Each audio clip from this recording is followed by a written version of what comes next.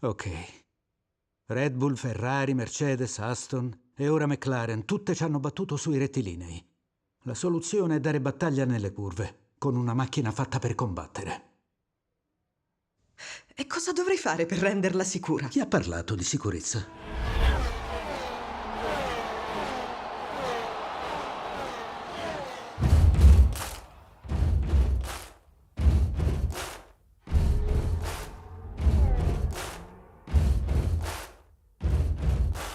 Buddy, you're a boy, make a big noise, playing in the street, gonna be a big man someday. You got mud on your face, you big disgrace, kicking your can all over the place, singing.